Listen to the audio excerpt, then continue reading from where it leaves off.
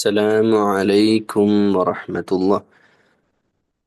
أعوذ بالله من الشيطان الرجيم. بسم الله الرحمن الرحيم. سورة الماعون. സൂറത്തുൽ മാഊൻ എന്ന വാക്ക് അവസാനത്തെ ആയത്തിൽ നിന്ന് വരുന്നതാണ്. ഏഴാമത്തെ ആയത്തിലെ അവസാനത്തെ വാക്ക് മാഊൻ എന്നാണ്. ഈ സൂറത്തിൻ്റെ ഒരു കണ്ടന്റ് ആദ്യം തന്നെ അത് പറയാം. കണ്ടന്റ്, ഈ സൂറത്ത് നമ്മുടെ ആരാധന അനുഷ്ഠാനങ്ങളെ, നമ്മൾ നിസ്കരിക്കുന്ന നിസ്കാരമാണ് ഇവിടെ മെയിനായിട്ട് പറഞ്ഞത്. നമ്മളൊക്കെ വലിയ നിസ്കാരക്കാരാണ്. വലിയ നിസ്കാരക്കാരാണ്. ഞാനും നിങ്ങളൊക്കെ നമ്മളൊക്കെ വലിയ നിസ്കാരക്കാരാണ്. ഓക്കെ, അതൊരു പ്രയോഗമാണ്. പക്ഷേ ഈ നിസ്കാരം മാത്രം മതിയോ? അതൊരു ചോദ്യമാണ്. നിസ്കാരം മാത്രം മതിയോ? പോരാ. നിസ്കാരത്തെക്കാൾ അപ്പുറം സമസൃഷ്ടികൾ സമസൃഷ്ടികൾ എന്ന് പറഞ്ഞാൽ നമ്മുടെ കൂടപ്പിറപ്പുകൾ, മാതാപിതാക്കൾ, രക്തബന്ധുക്കൾ, കുടുംബ ബന്ധുക്കൾ, അയൽവാസികൾ, സുഹൃത്തുക്കൾ, നാട്ടുകാർ, രാജ്യക്കാർ, ലോകത്തെ മുഴുവൻ മനുഷ്യന്മാരോടും നമ്മൾക്ക് കടമകളുണ്ട്, ബാധ്യതകളുണ്ട്. ആ ബാധ്യതകളിലേക്ക് വിരൽ ചൂണ്ടുന്ന, ആ ബാധ്യതകളൊന്നും ചെയ്യാതെ ഒരു വലിയ ഒരു സന്യാസ ജീവിതം, എൻ്റെ നിസ്കാരവും ഞാനും അത് മതി എന്ന് കരുതി ഒരു മനുഷ്യൻ ജീവിക്കുകയാണെങ്കിൽ അയാൾ ചെയ്യുന്നത് ഈ ഇസ്ലാമിനെ, ഈ ദീനിനെ, ഈ ജീവിത പദ്ധതിയെ, ഈ ഇസ്ലാമിക സംസ്കാരത്തെ എതിർക്കുക അല്ലെങ്കിൽ കളവാക്കുകയാണ്. അവൻ ചെയ്യുന്ന ശരിക്ക് വളരെ വലിയ തെറ്റാണ്. അതാണ് പറയുന്നത്. നമുക്കിതിൻ്റെ മീനിങ്ങിലേക്ക് വരാം. അറഅയ്തല്ലദീ യുകദ്ദിബു ബിദ്ദീൻ. ദീനിനെ കളവാക്കുന്നവനെ നീ കണ്ടോ? അപ്പോൾ കളവാക്കുന്ന ആള് എന്ന് പറഞ്ഞാൽ ആരാണ്? അവർക്ക് രണ്ട് വിഭാഗത്തോട് അനീതി കാണിക്കുന്നവരായിരിക്കും അവര്. ഓക്കെ, അവർ നിസ്കരിക്കുന്നവരാണ്, മുസ്ലിം കമ്മ്യൂണിറ്റിയുടെ ഉള്ളിലുള്ളവരാണ്. ഞാൻ എപ്പോഴും പറയാറുണ്ടല്ലോ, നമ്മൾ മുസ്ലിങ്ങളാണ്. ഖുറാൻ്റെ ഒരു ആയത്ത് മുശ്രിക്കുകളെ പറ്റിയോ അല്ലെങ്കിൽ കാഫിറിനെ പറ്റിയോ അല്ലെങ്കിൽ വേറെ എന്തെങ്കിലും പറ്റിയൊക്കെ പറയുമ്പോൾ അതൊക്കെ ഇന്ന ആളെ പറ്റിയാണ് എന്ന് നമ്മൾ മനസ്സിൽ ഇങ്ങനെ വിചാരിക്കൂലേ? അങ്ങനെ വിചാരിക്കരുത്. അത് ഇന്നെ പറ്റി ആവാൻ സാധ്യത ഉണ്ട്. ഞാൻ നിസ്കരിക്കുന്ന ആളാണല്ലോ, ഒന്നൊന്ന് ശ്രദ്ധിക്കണം. ആ ഒരു രീതിയിൽ വേണം ഖുർആനോട് സമീപിക്കാൻ. കെസാബ് എന്ന് പറഞ്ഞ കളവ്, കള്ളമാക്കുക. അപ്പോൾ ആ കളവാക്കുന്നത് ഫദാലിക്കല്ലദീ യദ്ഉൽ യതീം, യതീമിൻ്റെയും അടുത്തായത് വലാ യഹുദ്ദു അലാ തുആമിൽ മിസ്കീൻ, ഗതിയില്ലാത്ത ആളുകളുടെ ഭക്ഷണം അത് വിലക്കുക, യതീമിൻ്റെ അവകാശങ്ങൾ ഹനിക്കുക, അല്ലെ യതീമിനെ തള്ളിക്കളയുക. ഇതാണ് രണ്ടാമത്തെ ആയത്ത് മൂന്നാമത്തെ ആയത്ത് ഒന്ന് കുറച്ച് വിശദീകരിക്കാം. യത്തീം, മിസ്കീൻ. യത്തീം എന്താണ്? മിസ്കീൻ എന്താണ്? അതായത് രണ്ടാമത്തെ ആയത്തിന്റെ അവസാനത്തെ ഈ വാക്കാണ് യത്തീം. യത്തീം ആരാണ്? മൂന്നാമത്തെ ആയത്തിൽ മിസ്കീൻ ആരാണ്? അത് നമുക്ക് യത്തീമിനെ പറ്റി പറയാം. യത്തീമിനെ പറ്റി കുറച്ച് അധികം പറയാനുണ്ട്. നബി സല്ലല്ലാഹു അലൈഹി വസല്ലമ യത്തീം ആയിരുന്നു. നോർമലി നമ്മൾ യൂസ് ചെയ്യുന്ന ഒരു വാക്ക്, ഉമ്മ അല്ലെങ്കിൽ ഉപ്പ രക്ഷിതാവ് മരണപ്പെട്ടു പോയ ആളിനെയാണ് യത്തീം എന്ന് പറയാം. എന്നാൽ രക്ഷിതാവ് മരണപ്പെട്ടു പോയാൽ മാത്രം പോരാ. ചിലപ്പോൾ ചില ചില കേസിൽ മാതാവ് മരണപ്പെട്ടിട്ടുണ്ടാവാം, ചിലപ്പോൾ മാതാപിതാക്കൾ മരണപ്പെട്ടിട്ടുണ്ടാവും, പക്ഷെ നല്ല കുടുംബമായിരിക്കും. അവിടെ ആ കുട്ടിക്ക് യത്തീം എന്നൊരവസ്ഥ പോലും ഉണ്ടാവില്ല. യത്തീം എന്നുള്ള ഒരു അവസ്ഥ അവൾക്ക് ആ വീട്ടിൽ ഫീൽ ചെയ്യുക പോലുമില്ല. കാരണം അത്രയേ കുടുംബക്കാരും സമ്പത്തുള്ള വീട്ടുകാർ, തറവാട്ടുകാരായിരിക്കും. അപ്പോൾ ആ കുട്ടിയെ സംബന്ധിച്ചിടത്തോളം സാമൂഹ്യ പരിഗണന ലഭിക്കേണ്ട ആവശ്യമൊന്നുമില്ല. സമൂഹം യത്തീമാണോ അങ്ങനെ നോക്കേണ്ട കാര്യമൊന്നുമില്ല. കാരണം ആ കുട്ടിക്ക് എല്ലാം ഉണ്ട്. വസ്ത്രമായി കൊടുക്കാൻ ആളുണ്ട്. ഒക്കെ ഓരോ കുടുംബത്തിൽ തന്നെ ഓരോരുത്തർ ഏറ്റെടുത്തും ഓരോ പെരുന്നാളിനും അല്ലെങ്കിൽ എല്ലാ സമയത്തും അവരെ സംരക്ഷിക്കാൻ ആളുകളുണ്ട്. മുസ്ലിം കമ്മ്യൂണിറ്റിയുടെ ഉള്ളിലുള്ള ഒരു കുടുംബത്തിലെ ഒരു കുട്ടിയുടെ കാര്യമാണ് ഞാനിപ്പോൾ പറയുന്നത്. ഇനി വേറൊരു മറുവശം, ഒരു കുട്ടി, ഒരു വീട്, പാവപ്പെട്ടൊരു വീട്, ഒന്നുമില്ലാതെ അന്നന്ന് അധ്വാനിച്ച് ജീവിക്കേണ്ട, അല്ലെ കൂലിപ്പണി എടുത്ത് ജീവിക്കുന്ന ഒരു വീട്, ഒരു ഉപ്പയുടെ ഒരു മക്കളും ഒക്കെ ഉള്ള ഒരു കുടുംബം. ഉപ്പക്ക് അകാലത്തിൽ ഒരു സുപ്രഭാതത്തിൽ ഒരു ആക്സിഡന്റിൽ പെട്ടിട്ട് ബാപ്പ മരണപ്പെടുന്നു. ഇവർക്ക് കയറി ചെല്ലാൻ ബാപ്പൻ്റെ അങ്ങോ ഉമ്മൻ്റെ അങ്ങോ ഇല്ല, കുടുംബങ്ങളൊന്നും ഇല്ല, ഒക്കെ മരണപ്പെട്ടു പോയവരോ അല്ലെങ്കിൽ അങ്ങനെ ഇല്ല എന്ന് വിചാരിക്കുക. അപ്പൊ ഈ സ്ത്രീയും മക്കളും ഒരു വീട്ടിൽ ഈ ഭൂമിയിൽ ഒറ്റപ്പെടുകയാണ്. ഇതാണ് ഏകാന്തമായ ഒറ്റപ്പെടൽ. പിന്നെ നാളെ മുതൽ ഈ പെണ്ണ് ഇറങ്ങുകയാണ്. ഇതുവരെ വീട്ടിലെ വീട്ടിലെ കാര്യങ്ങൾ നോക്കിയിരുന്ന പെണ്ണ് നാളെ മുതൽ ജോലിക്ക് ഇറങ്ങുകയാണ്. മക്കൾ പഠനം നിർത്തുകയാണ്. ഇങ്ങനെയുള്ള ഒരു സാഹചര്യത്തിൽ എന്താണ് ഉമ്മ ഒരു പക്ഷേ ഇനി ഈ ഉമ്മയും മരണപ്പെടുന്നു, മാതാപിതാക്കൾ കോവിഡൊക്കെ വന്ന സമയത്ത് മാതാപിതാക്കൾ മരണപ്പെട്ട കേസ് ഉണ്ടായിട്ടുണ്ട്. അങ്ങനെയുള്ള കേസിലൊക്കെ ഈ മക്കൾ അനാഥത്വം പൂർണ്ണമായിട്ട് ഒരു പക്ഷേ നമ്മൾ ഈ വയലൊക്കെ വലിയ എന്താ ഉപദേശിക്കാനും അല്ലെ ദീനിയായി നിസ്കരിക്കുകയൊക്കെ ചെയ്യാന്നല്ലാതെ ചില കുടുംബങ്ങളിൽ ഇതൊക്കെ സത്യാവസ്ഥ, നമ്മൾ ചില സ്ഥാപനങ്ങളുമായിട്ടൊക്കെ ബന്ധപ്പെട്ട് സംസാരിക്കുമ്പോൾ നമുക്ക് അറിഞ്ഞ കാര്യങ്ങളാണ്. ഈ ശരിക്ക് ഈ ഒരു ബാപ്പയും ഉമ്മയും മരണപ്പെട്ടു പോയ ഇങ്ങനെ ഉണ്ടാവുക. പാപ്പ ഓൾറെഡി മരണപ്പെട്ടു, ഉമ്മ ഇങ്ങനെ നോക്കുകയായിരുന്നു, ഉമ്മക്കും അസുഖം വന്ന് ഉമ്മയും മരിച്ചു. ചെറിയ പിഞ്ചു മക്കള്, 5ഉം 4ഉം 3ഉം 2ഉം ക്ലാസ്സിൽ പഠിക്കുന്ന 3 മക്കളുള്ള കുടുംബം. ഈ കുടുംബത്തിലെ ഈ 3 മക്കളുടെ തൊട്ട് ജ്യേഷ്ഠൻ അപ്പുറത്തുണ്ട്. ജ്യേഷ്ഠന് വലിയ വീടും വലിയ 4-5 റൂമുള്ള സൗകര്യങ്ങളും കാറും എല്ലാം ഉണ്ട്. തൊട്ടിപ്പുറത്ത് 2-3 ജ്യേഷ്ഠന്മാർ അല്ലെ, തൊട്ടപ്പുറത്തെ അയൽനാട്ടിലൊക്കെ ഇവരെ കുടുംബക്കാരൊക്കെ അടുത്ത രക്തബന്ധുക്കൾ തന്നെ അടുത്തുണ്ട്, ഈ മരിച്ചു പോയിട്ടുള്ള ഈ പറഞ്ഞ ആളുകളുടെ കുടുംബമായിട്ട് തന്നെ. പക്ഷെ ഇവരൊക്കെ എന്താ ചെയ്യാന്നറിയോ? ഈ വീട്ടിൽ നിന്ന് മക്കളെയും കൂട്ടി നേരെ ഓർഫനേജിൽ കൊണ്ടുപോയിട്ട് മക്കളാക്കുക.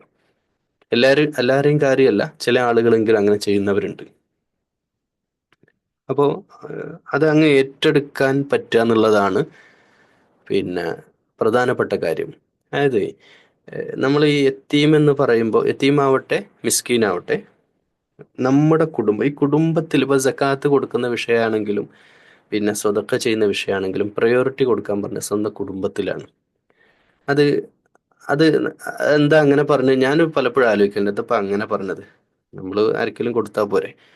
എന്താ വെച്ചാൽ നമ്മൾ ഏറ്റവും അടുത്തുള്ളവർക്ക്, അതായത് എൻ്റെ അനിയൻ പട്ടിണി എടുക്കുമ്പോൾ ഞാൻ അപ്പുറത്തെ ഏതോ നാട്ടിലുള്ള ഒരാൾക്ക് സഹായിക്കാൻ പോവല്ല വേണം, അതല്ല എൻ്റെ ശരി. മനസ്സിലായില്ലേ? അപ്പോൾ അങ്ങനെ നമ്മുടെ കുടുംബത്തിലുള്ള ഈ യത്തീമായിട്ടുള്ള ആളുകൾ അങ്ങനെ ആരെങ്കിലുമൊക്കെ ഉണ്ടെങ്കിൽ ആ ബാധ്യത, നിങ്ങളുടെ അടുത്ത് പൈസ ഉണ്ടെങ്കിലും ഇല്ലേലും, അത് അങ്ങനെ അവരെ കൈ പിടിച്ച് നമ്മുടെ വീട്ടിലേക്ക് കയറ്റാൻ നമുക്ക് സാധിക്കണം എന്ന് തന്നെയാണ്. അങ്ങനെ സാധിക്കാത്ത ആളുകളാണെങ്കിൽ അവർ ദീനിനെ കളവാക്കുകയാണ്. അതായത് സമസൃഷ്ടികളായിട്ടുള്ള കൂടപ്പിറപ്പുകളോടും സഹജീവികളോടും നമ്മൾ കാരുണ്യമല്ലാതെ അതിൻ്റെ കപ്പറാണത്. നമ്മളവരെ ജീവിതം ഇങ്ങോട്ട് ഏറ്റെടുക്കുകയാണ്. അവരെ വിവാഹം കഴിക്കുന്നവരെയുള്ളൊരു ടൈം പീരീഡ് നമ്മൾ അവരെ കെയർ ചെയ്യുന്നു എന്നുള്ളതാണ്. അങ്ങനെയുള്ള ആളുകളെ നമ്മൾ കാണുമ്പോൾ നമ്മൾ സ്വീകരിക്കുക, അതിൽ യാതൊരു വൈമനസ്യം ഉണ്ടാകരുത് എന്നുള്ളതാണ്. ഒന്ന് യത്തീമാണ്. പിന്നെ രണ്ടാമത്തെ ടെക്നിക്കലി യത്തീമല്ലെങ്കിലും എന്നാൽ അവർക്ക് ജീവിതം യത്തീമിനേക്കാൾ കഷ്ടത്തിലാണ്. യത്തീമാണെങ്കിൽ മാതാപിതാക്കൾ മരിച്ചുപോയാൽ ആരെങ്കിലുമൊക്കെ നോക്കാനുണ്ടാവും നാട്ടിൽ ഇപ്പോഴത്തെ സാഹചര്യത്തിൽ. പക്ഷേ മാതാപിതാക്കൾ ഉള്ളതാണ് പ്രശ്നം. മാതാപിതാക്കൾ ഉണ്ടാവുകയും എന്നാലാവട്ടെ ഇപ്പം നമ്മൾ ഫേസ് ചെയ്യുന്ന ഏറ്റവും വലിയൊരു, നമ്മുടെ നാട്ടിൽ പ്രത്യേകിച്ച് കേരളത്തിലൊരു മെയിൻ പ്രശ്നമാണ് ഈ മാതാപിതാക്കളുണ്ട്. പക്ഷെ മാതാപിതാക്കൾ ഓല ലൈഫായിട്ട് ജീവിക്കുക എന്നല്ലാതെ ഈ മക്കളുടെ വിഷയത്തിൽ അവർക്ക് വേണ്ട ഇമോഷണലി ഫിനാൻഷ്യലി സാമ്പത്തികവും ഇല്ല. അതാണ് പ്രശ്നം. ഒരു രീതിയിലുള്ള സപ്പോർട്ടും കിട്ടാത്ത ഒരു അനാഥത്വം പേറുന്നവരുണ്ട്. അവരെയും നമ്മൾ ഈ ഗണത്തിൽ ഉൾപ്പെടുത്തേണ്ടതുണ്ട്. അപ്പോൾ നമ്മുടെ സാമൂഹ്യ ഇടപെടലിൽ അയൽവാസികളുമായിട്ട് നമ്മുടെ അയൽപ്പക്കത്തൊക്കെ പോയിട്ട് സംസാരിക്കും. അങ്ങനെയുള്ള ആളുകൾ കാണും അവരുടെ ബാധ്യതകൾ, അവരുടെ രക്ഷിതാക്കൾ ചെയ്യാത്ത കാര്യങ്ങൾ നമ്മൾ ഏറ്റെടുത്തിട്ട് നമ്മൾ ചെയ്യുക. നമ്മളാലാകുന്നത് നമുക്ക് എത്ര പറ്റുക അത്ര. ഇപ്പം ഒരു കുട്ടിയുണ്ട്, ആ കുട്ടീനെ പഠിപ്പിക്കാനൊന്നും അവർക്ക് കഴിയില്ല, പാവങ്ങളാന്ന് വിചാരിക്കാം, പോലും പറ്റാത്തവരുണ്ടാവുമല്ലോ. നമ്മൾ ആ കുട്ടിയുടെ പഠന ബാധ്യത ഏറ്റെടുക്കുക. ഇത് യത്തീമിനെ സംരക്ഷണം, ഈ സംരക്ഷണം എന്ന് പറഞ്ഞതിൽ ഒരു കാര്യമാണത്. പിന്നെ നബി സല്ലല്ലാഹു അലൈഹി വസല്ലം പറഞ്ഞു, നാളെ സ്വർഗത്തിൽ 2 വിരൽ ചേർത്ത് വെച്ചിട്ട് ഹാക്കത, ഇതുപോലെ ആയിരിക്കും ഞാനും യത്തീമിനെ സംരക്ഷിക്കുന്നവനും എന്ന് യത്തീമായിട്ടുള്ള മുഹമ്മദ് റസൂലുള്ളാഹ് പറഞ്ഞ കാര്യമാണ്. എന്നുവെച്ചാൽ ആ ഒരു വേദന, ചെറുപ്പത്തിലെ ആ ഏകാന്തതയും, ഉമ്മ ഇല്ലാതെ ഉപ്പ ഇല്ല, നമുക്കൊക്കെ അത് അനുഭവിച്ച് വളർന്നത് കൊണ്ട് നമുക്ക് ആ പ്രയാസമില്ല. പിന്നെ എല്ലാ ഉമ്മമാരും ഉപ്പമാരും ചില മക്കളൊക്കെ യത്തീമാക്കിയിട്ട് തന്നെ വളർത്തുന്നതും. ഞാൻ പറയുന്നത് മനസ്സിലാവുന്നുണ്ടോ എന്നറിയില്ല. അതായത് മാതാപിതാക്കളൊക്കെ ഉണ്ട്, പക്ഷെ ഒരു കുട്ടിക്ക് കിട്ടേണ്ട രീതിയിലുള്ള സ്നേഹവും രീതിയിലുള്ള കിട്ടേണ്ട പോലെയുള്ള പരിഗണനയും കിട്ടേണ്ട പോലെയുള്ള സാമ്പത്തിക സപ്പോർട്ടും ഇമോഷണലി ആ കുട്ടികൾക്ക് കിട്ടേണ്ട രീതിയിലുള്ള എല്ലാം കിട്ടാതെ അത് കൊടുക്കാതെയാണ് മാതാപിതാക്കൾ പലപ്പോഴും അവരുടെ ജോലി തിരക്കും ഇതൊക്കെ ആയിട്ട് ബന്ധപ്പെട്ട് ഇങ്ങനെ കുട്ടികളങ്ങ് വളർന്നോളും എന്നുള്ളൊരു രീതിയിലും പാരൻറ്റിങ് അറിയാത്ത പാരൻസും ഉണ്ട്. അതൊക്കെ ഉണ്ടാക്കിയെടുക്കുന്ന അതൊക്കെയാണ് ഈ നമ്മുടെ ഈ ലഹരിയിലേക്കും പിന്നെ അതുപോലെ തന്നെ പലതിലേക്കും മക്കളെ വഴിതിരിച്ച് വിടുന്നതിൻ്റെ ഒരു ഫാക്റ്റും അതാണ്. ഇപ്പോൾ ഈ അഫെയർ എന്ന് പറഞ്ഞ സംഭവം ഉണ്ടല്ലോ, അതായത് പ്രണയം കോളേജിലും സ്കൂളിലും ഹൈസ്കൂളും മുതൽ തുടങ്ങുന്നുണ്ട്, യു പി സ്കൂളൊക്കെ ഉണ്ട് എന്നാണ് കേട്ടത്. അപ്പോൾ അങ്ങനെയൊക്കെയുള്ള ഈ അഫെയർ കാര്യങ്ങളൊക്കെ വരുമ്പോഴൊക്കെ അതൊക്കെ വീട്ടിൽ ഇവർക്ക് പാരൻസിനോട് പോലും പറയാൻ മടിയുണ്ടാകുന്ന അർത്ഥത്തിലേക്ക് മാതാപിതാക്കളും മക്കളും തമ്മിലുള്ള ബന്ധങ്ങളൊക്കെ അകന്നു പോയ കാലത്താണ് യത്തീമിൻ്റെ സംരക്ഷണത്തെ പറ്റി നമ്മളിപ്പോൾ സംസാരിച്ചുകൊണ്ടിരിക്കുന്നത്. അപ്പോൾ ഈ യത്തീമിനെ സംരക്ഷിക്കുക എന്ന് പറഞ്ഞു കഴിഞ്ഞാൽ അത് വലിയ ടാസ്ക്കാണ്. ഏതെങ്കിലും യത്തീംഖാനക്ക് കൊണ്ടുപോയിട്ട് ഡൊണേറ്റ് ചെയ്യുന്ന കാര്യമല്ല ഇവിടെ. നമ്മുടെ നാട്ടിലെ യത്തീമിനെ സംരക്ഷിക്കുക എന്ന് പറഞ്ഞാൽ, അത് ഈ യത്തീമിനെ സംരക്ഷിക്കുക എന്ന് പറഞ്ഞാൽ നബി സല്ലല്ലാഹു അലൈഹി വസല്ലമയുടെ കാലത്തൊക്കെ ഒരു വീട്ടിൽ ചെന്ന് കയറുകയാണെങ്കിൽ 4-5 മക്കളുണ്ടെങ്കിൽ പിന്നെ അവിടുത്തെ കാരണവനായ അല്ലെങ്കിൽ മൂത്ത ആള് പറയും, പിന്നെ 5 മക്കളായില്ലേ, ആ മൂത്ത മോനെ ഇജ്ജ് കൊണ്ടുപോയിക്കോ എന്ന് പറഞ്ഞിട്ട് ആ മൂത്ത മോൻ ഇനി അവിടെ പോയി അനുജന്റെ വീട്ടിലാണ് വളരണ്ട്, എല്ലാം കൂടെ നോക്കാൻ കഴിയില്ല, ബുദ്ധിമുട്ടാണ്, അപ്പോൾ അവിടെ ഒരു കുട്ടിയല്ലേ ഉള്ളൂ, ഈ നോക്കിക്കോ എന്ന് പറഞ്ഞാൽ അങ്ങനെ അങ്ങ് വിടുക ചെയ്യുക. പക്ഷെ ഇപ്പോൾ എൻ്റെ പ്രിയമുള്ള ഖുർആന്റെ പഠിതാക്കൾ, അള്ളാന്റെ കലാം കേൾക്കുന്ന എൻ്റെ പ്രിയമുള്ള സത്യവിശ്വാസികളെ, നിങ്ങളോട് ഞാനൊരു കാര്യം ചോദിക്കുകയാണ്. അത് വ്യക്തിപരമായൊരു ചോദ്യമാണ്. ഈ സൂറത്തിനെ മുൻനിർത്തിക്കൊണ്ട് ഈ യത്തീം എന്ന ടോപ്പിക്കിനെ ഹൈലൈറ്റ് ചെയ്തുകൊണ്ട് ചോദിക്കുകയാണ്. നമ്മുടെ നാട്ടിൽ ഒരുപാട് യത്തീം ഉണ്ട്. യത്തീം എന്ന് പറഞ്ഞാൽ പ്യുവർ യത്തീം. ഇപ്പോൾ നമ്മുടെ യത്തീംഖാനയിൽ തന്നെ നല്ലൊരു ശതമാനങ്ങൾ അന്വേഷിച്ചാൽ അറിയാം, അവിടെയൊക്കെ മാതാപിതാക്കളില്ലാത്ത ഒരു കുട്ടി പോലും ചിലപ്പോൾ ഉണ്ടാവില്ല. മാതാപിതാക്കളില്ലാത്ത ഒരു കുട്ടി ഉണ്ടോയെന്ന് ഏതെങ്കിലും യത്തീംഖാനയിൽ പോയി ചോദിച്ചു നോക്കേണ്ടി, പ്യുവറായിട്ട് ഉണ്ടോയെന്ന്. അപൂർവമാണ്, വളരെ റെയറാണ്. അങ്ങനെ ഇപ്പോൾ കുറവാണ്. മാതാപിതാക്കളില്ലാത്ത ചില സ്ഥലങ്ങൾ, ചില സെൻറ്ററുകളും ഉണ്ട്. അമ്മത്തൊട്ടിലൊക്കെ പോലെയുള്ള മലപ്പുറം ജില്ലയിൽ തന്നെ ഒരു സെൻറ്റർ ഉണ്ട്. അപ്പോൾ ഇത്തരം സെൻറ്ററുകളിൽ ഒരുപാട് കുട്ടികളുണ്ട്. അതായത് ഈ ഭൂമിയിൽ ബന്ധു എന്ന് പറയാൻ ആരുമില്ലാത്ത മനുഷ്യർ, കുഞ്ഞുമക്കൾ മുതൽ തൊട്ടിൽ കിടക്കുന്ന മുതൽ ചെറിയ ചെറിയ പ്രായത്തിലുള്ള കുട്ടികളൊക്കെ ഉണ്ട് അവിടെ. അപ്പോൾ ഈ കുട്ടികളുടെ സംരക്ഷണ ബാധ്യത അത് ആരേറ്റെടുക്കും? അവരൊരു വിവാഹം കഴിക്കുന്നവരെയുള്ള ഒരു പ്രായം, അത് ആരേറ്റെടുക്കും എന്നുള്ള വലിയൊരു ചോദ്യചിഹ്നമാണ്. അപ്പോൾ അങ്ങനെയുള്ള സന്ദർഭത്തിൽ നമ്മൾ എത്ര പേർക്ക് പറ്റും? നിങ്ങൾക്ക് പറ്റുമോ? ഞാൻ നിങ്ങളോട് ചോദിക്കുകയാണ്. ഈ ഒരു സൂറത്തിനെ മുൻനിർത്തിക്കൊണ്ട് നബി സല്ലല്ലാഹു അലൈഹി വസല്ലമ യത്തീമിനെ സംരക്ഷിക്കുന്നവർക്ക് സ്വർഗത്തിൽ ഉന്നതമായ സ്ഥാനമുണ്ട് എന്ന് പറഞ്ഞതിൻ്റെ അടിസ്ഥാനത്തിൽ ഈ അൽ യതീം എന്ന് പറയുന്ന ഈ ഒരു അവസ്ഥ, അനാഥനെ തള്ളി അകറ്റുക എന്ന ഒരു അവസ്ഥയിൽ നിന്ന് ഈ ഒരു അവസ്ഥേൻ്റെ മറുവശം വെച്ച് ചോദിക്കുകയാണ്, നിങ്ങൾക്ക് എത്ര പേർക്ക് സാധിക്കും? ഞാൻ പറയുന്നു, നിങ്ങൾക്കൊരാൾക്കും സാധിക്കില്ല. ഇതൊരു റിവെഞ്ചായിട്ടോ ചാലഞ്ചായിട്ടോ പറയുന്നതല്ല. നിങ്ങൾക്കതിന് സാധിക്കില്ല. അതിൻ്റെ കാരണം, അനാഥനെ സംരക്ഷിക്കുക എന്ന് പറഞ്ഞാൽ യത്തീംഖാനെ പൈസ കൊടുക്കുന്ന പോലെ അല്ല ഒരു യത്തീമിനെ വീട്ടിൽ കൊണ്ടുവന്ന് വളർത്തുക എന്ന് പറഞ്ഞാൽ. ആദ്യം ഇപ്പോൾ ഒരു ഭർത്താവാണ് ഇത് കേൾക്കുന്നെങ്കിൽ, പുരുഷന്മാരാണെങ്കിൽ, നിങ്ങളെ ഭാര്യ ഇതിന് സമ്മതിക്കൂല, നിങ്ങളെ കുടുംബക്കാർ സമ്മതിക്കൂല, നിങ്ങളെ മക്കളും സമ്മതിക്കില്ല. മേ ബി ഒരാൾ സമ്മതിച്ച ഒരാളത് സമ്മതം ഉണ്ടാവില്ല. കുടുംബത്തിൽ പുറത്തുനിന്ന് ഒരാളെ കൊണ്ട് വെക്കുക എന്ന് പറഞ്ഞാൽ നിങ്ങളെ മൊത്തം കുടുംബത്തിന് മറുപടി പറയണം. ഇതേത് കുട്ടിയാണ്, എവിടുന്ന് വന്ന്, അങ്ങനെ അയൽവാസികളുടെ മുമ്പിൽ, നാട്ടുകാരുടെ മുമ്പിൽ, ജോലി സ്ഥലത്ത് എല്ലായിടത്തും മറുപടി പറയേണ്ടി വരും. ഓക്കെ, അപ്പോൾ അത് തന്നെയാണ് ഒരു പ്രശ്നം. ഒന്നാമത്തെ പ്രശ്നം അതാണ്. ഇതിൻ്റെ പ്രാക്ടിക്കൽ ചില ആളുകൾക്ക് തയ്യാറായിട്ട് മുന്നോട്ട് വരാറുണ്ട്, എന്നിട്ട് എടുക്കാനാകുമ്പോൾ നമുക്ക് ഞാൻ പറയുന്നത് ലീഗലി നിയമപ്രകാരം പോലീസിൻ്റെ കൺസെൻറ്റോടുകൂടി സാമൂഹ്യക്ഷേമ വകുപ്പിൻ്റെ അറിവോടുകൂടെ ചെയ്യുന്ന കാര്യമാണ്. നിങ്ങൾക്ക് സ്വത്തുണ്ടെങ്കിൽ, ഭാര്യയും ഭർത്താവും ആണെങ്കിൽ നിങ്ങൾക്ക് എടുക്കാം, അഡോപ്റ്റ് ചെയ്യാം. പക്ഷേ ഈ അഡോപ്ഷൻ എന്തുകൊണ്ട്, അത് അമ്മത്തൊട്ടിൽ കുഞ്ഞു മക്കളുണ്ട് ഈ തൊട്ടിൽ കിടക്കുന്നത്, പക്ഷെ ഇത് സാധ്യമല്ല. എന്തുകൊണ്ടാണ് സാധ്യമല്ലാത്തത്? പിന്നെ അടുത്ത വിഷയം സ്വത്താണ്. നമ്മൾ പലരും ഈ പ്രസംഗവും അല്ലെ പുറത്തുള്ള ഇതിനൊക്കെ ഉള്ളൂ, അകത്തേക്ക് കാര്യങ്ങൾ വരുമ്പോൾ നമ്മൾ ഈ സ്വത്ത് എന്ന് പറഞ്ഞാൽ, നമ്മൾ ഈ സമ്പത്തുമായിട്ട് ഹൃദയബന്ധമുള്ള ആളുകളാണ് മിക്ക മനുഷ്യന്മാരും. നല്ലൊരു ശതമാനം സമ്പത്ത് ഇങ്ങോട്ട് കയ്യിൽ നിന്ന് ഇങ്ങോട്ട് പോവുക എന്ന് പറഞ്ഞാൽ ശരീരത്തിൽ നിന്ന് ഒരു കഷ്ണം മുറിച്ചു കൊടുക്കുന്ന അത്രയും വേദനയായിട്ടാണ് നമ്മളിത് കാണുന്നത്. അങ്ങനെ അല്ലാത്ത മനുഷ്യന്മാരും ഉണ്ട് കേട്ടോ, എല്ലാവരെയും അടച്ചാക്ഷേപിക്കുകയല്ല. എന്നാലാവട്ടെ, ഇത് നമ്മൾ മിക്ക ആളുകളുടെയും മനസ്സിലേതാ ഉണ്ടാവുക, എൻ്റെ സ്വത്തുനിന്നൊരു വിഹിതം പോകും. എനിക്ക് 4 മക്കൾ ഇപ്പം ഉണ്ടെങ്കിൽ ഞാൻ 5-മത്തെ ഒരു കുട്ടീനെ അഡോപ്റ്റ് ചെയ്ത് കഴിഞ്ഞാൽ 5 ഭാഗം വെച്ച് പോകേണ്ടി വരുമോ? അതാണ് ലീഗൽ നിയമം. നമ്മുടെ നിയമം അങ്ങനെയാണ്, ഇന്ത്യൻ നിയമം അത് അങ്ങനെയാണ്. അപ്പം അതങ്ങനെ കൊടുക്കേണ്ടി വരുമല്ലോ എന്നൊക്കെ ചിന്തിക്കുകയാണ് ചെയ്യുന്നത്. ആലോചിച്ച് നോക്കൂ. പിന്നെ അങ്ങനെ എടുത്തിരുന്നെങ്കിൽ തീരാവുന്നത്ര മക്കളെ, ഇപ്പോൾ മലപ്പുറം ജില്ലയിലുള്ള കുട്ടികൾ തന്നെ മലപ്പുറം ജില്ലയിലെ എല്ലാ മുസ്ലിങ്ങളും വിചാരിച്ചാൽ എടുത്തു തീർക്കാവുന്നേ ഉള്ളൂ. അത്രയും കുട്ടികളേ ഉള്ളൂ അവിടെ. കേരളത്തിൽ ഒരുപാടുണ്ട്, ഇന്ത്യയിൽ ഒരുപാടുണ്ട് ഇങ്ങനെയുള്ള കുട്ടികൾ, തെരുവുകളിൽ അലയുന്ന, ഒരു നേരത്തെ അന്നത്തിന് വേണ്ടി ഇതൊക്കെ നമ്മുടെ കൺവട്ടത്തുണ്ട്. ഇതൊക്കെ ആയിട്ടാണ് നമ്മൾ നാളെ സ്വർഗത്തിലേക്ക് കയറാൻ പോകുന്നത്. ഓക്കെ, അത് ആത്മവിചാരണ നടത്തിയെന്നേ ഉള്ളൂ. പിന്നെ ഈ വിഷയത്തിൽ ആർക്കെങ്കിലും താല്പര്യം ഉണ്ടെങ്കിൽ ബന്ധപ്പെടാം. അതിനുള്ള ഏർപ്പാടുകൾ ഞാനും ചെയ്തു തരാം ഇൻഷാ അള്ളാ, നിങ്ങൾ സന്നദ്ധമാണെങ്കിൽ. സന്നദ്ധം പറഞ്ഞാൽ നിങ്ങളുടെ ഒരു ഇഷ്ടം പോരാ കേട്ടോ, നിങ്ങളുടെ ഭാര്യ സമ്മതിക്കണം. പിന്നെ അതിൻ്റെ നിയമ നടപടികളുണ്ട്. പൂച്ചക്കുട്ടീനെ വാങ്ങാം, നായക്കുട്ടീനെ വാങ്ങാം, പട്ടിക്കുട്ടിക്കൊക്കെ 25 ലക്ഷം കൊടുത്താലും കുഴപ്പമില്ല. ഇത് ഫ്രീ ആണ്. നിങ്ങൾ 1 രൂപ കൊടുക്കണ്ട, നിങ്ങൾ ഒപ്പിട്ട് കൊടുത്താൽ മതി. മനുഷ്യക്കുഞ്ഞിനെ നിങ്ങളെ വീട്ടിലുണ്ടായി വളർത്താം. പക്ഷേ ആരും തയ്യാറാകില്ല എന്നതാണ് സത്യം. നമുക്ക് അടുത്ത ആയത്തിലേക്ക് പോകാം. അല്ല യഹ്ദു അലാ തആമിൽ മിസ്കിൻ, മിസ്കിൻ്റെ അഗതിയുടെ ഭക്ഷണം. ഇനി ഞാൻ ഒരു സ്ഥാപനത്തിൽ വർക്ക് ചെയ്ത സമയത്ത് ഞാൻ നേരിട്ട് അനുഭവിച്ച സംഗതി പറയാം. അവിടെ മിസ്കീനായ ആളുകൾക്കും യത്തീമായ കുട്ടികൾക്കും ഒക്കെ ഭക്ഷണം കൊടുക്കുന്നൊരു ഏർപ്പാടുണ്ട്. ഈ സാറ്റർഡേ സൺഡേസിലൊക്കെ പ്രത്യേകിച്ച് സ്പോൺസർമാരുണ്ടാവും.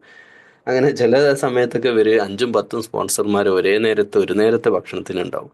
അപ്പോൾ അവിടുത്തെ കമ്മിറ്റിയായിട്ട് ബന്ധപ്പെട്ടപ്പോൾ അവർ പറയുന്നത്, അത് പിന്നെ ചില ആഴ്ചകളിലൊക്കെ പിന്നെ ഭക്ഷണത്തിന് സ്പോൺസേഴ്സ് ഇല്ലാതെ വരുമ്പോൾ അങ്ങനെ മാറ്റാൻ വേണ്ടിയിട്ട് ഫണ്ട് മാറ്റി വെക്കലാന്ന് പറയാം. പിന്നെ നോക്കുമ്പോണ്ട് അവിടുത്തെ CBSE സ്കൂളിന് വേണ്ടിയിട്ട് ബിൽഡിങ് കൺസ്ട്രക്ഷനൊക്കെ ഈ ഫണ്ട് എടുത്തിട്ട് ചിലവാക്കുന്നത്. അങ്ങനെ യത്തീമിൻ്റെ ഫണ്ട് എടുത്തിട്ട് ചിലവാക്കുമ്പോൾ, അതുപോലെ തന്നെ അഗതിയുടെ ഫണ്ട് എടുത്ത് ചിലവാക്കുമ്പോൾ ഒക്കെ നല്ലോണം സൂക്ഷിച്ചോളൂ. നിങ്ങളെ കമ്മിറ്റിയിൽ ഉണ്ടെങ്കിൽ പോലും പെടും. കാരണം നിങ്ങളത് അറിയണം.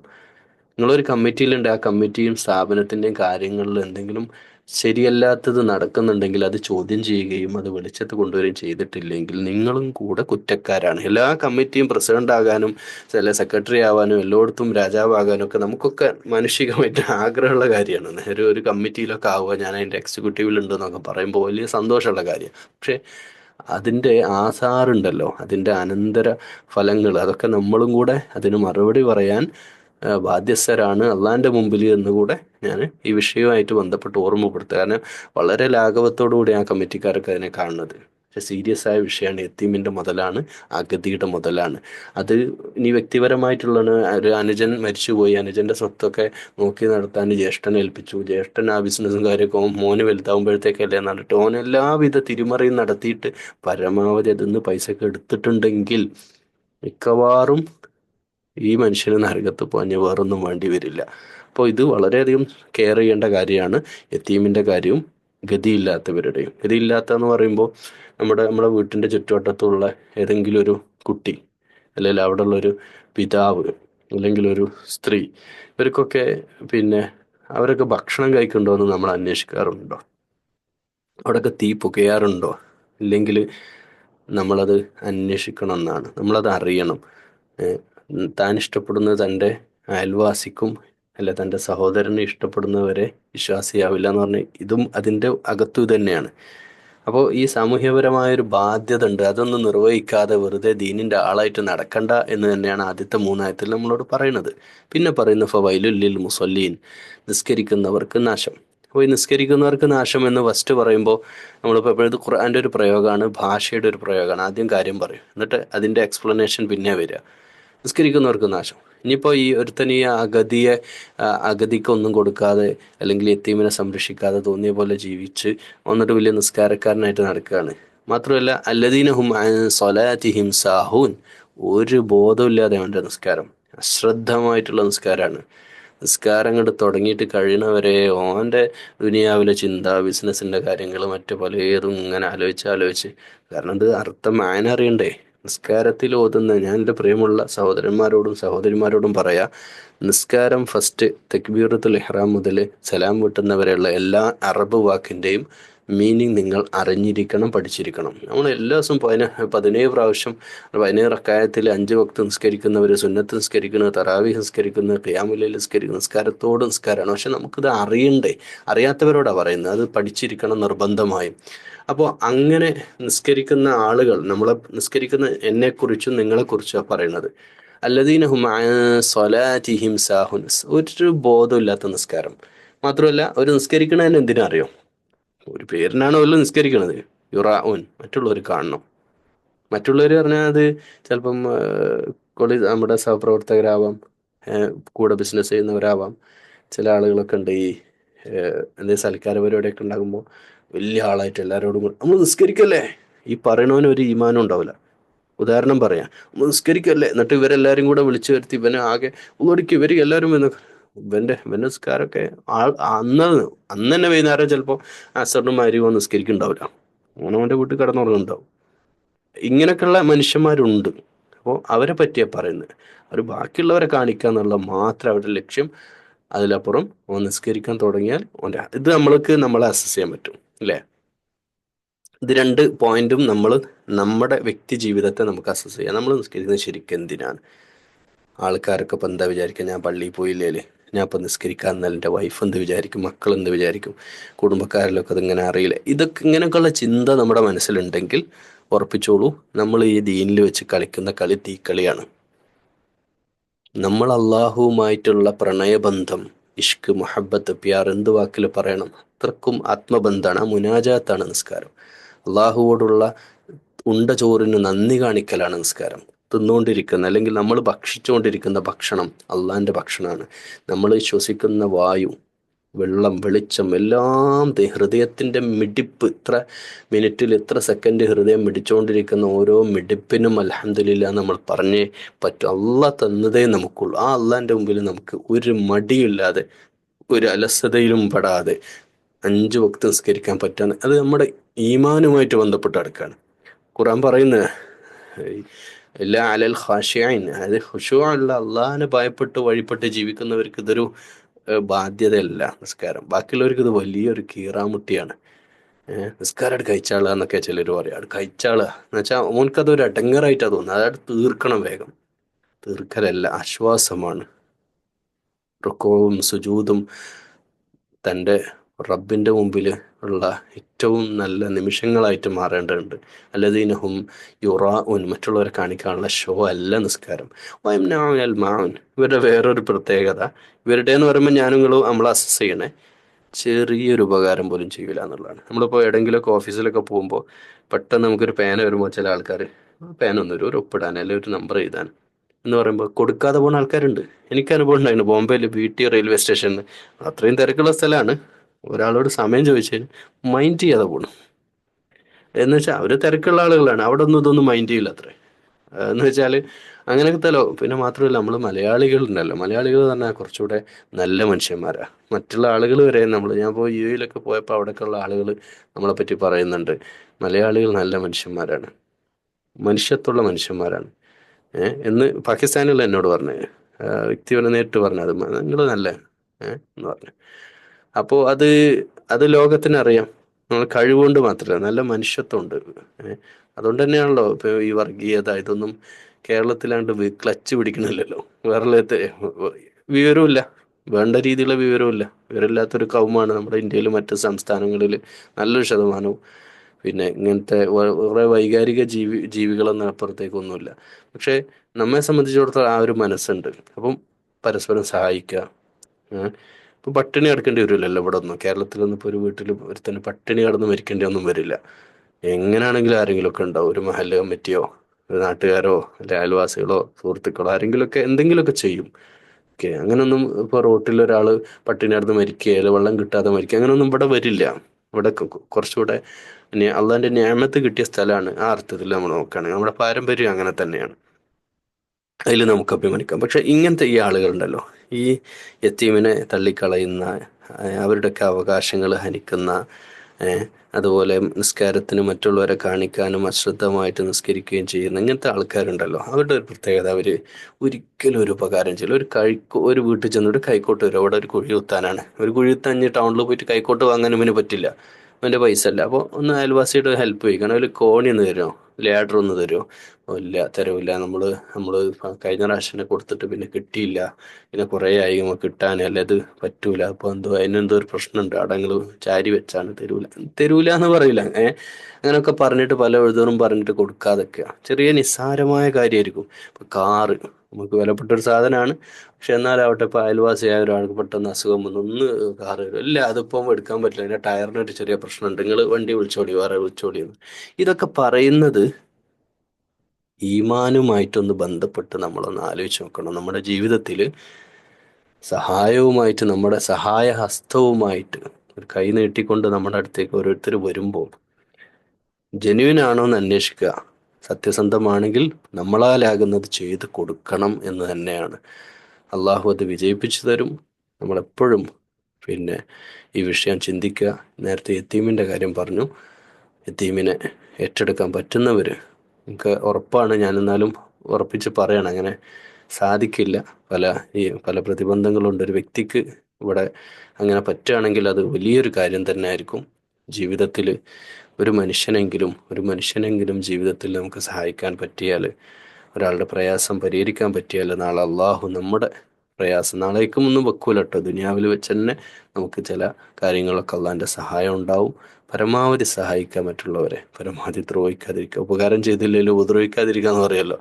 പരമാവധി ദ്രോഹിക്കാതിരിക്കുക, അതോടൊപ്പം പരമാവധി സഹായിക്കുക, മറ്റുള്ളവരെ കാണിക്കാൻ വേണ്ടി നിസ്കരിക്കാതിരിക്കുക, പരമാവധി ശ്രദ്ധ നിസ്കാരവുമായിട്ട് ബന്ധപ്പെട്ട് ഞാൻ ഗസാലി ഇമാമിൻ്റെ ആ ഒരു കാര്യം കൂടെ മറ്റൊരു ക്ലാസ്സിൽ പറഞ്ഞതാണ്.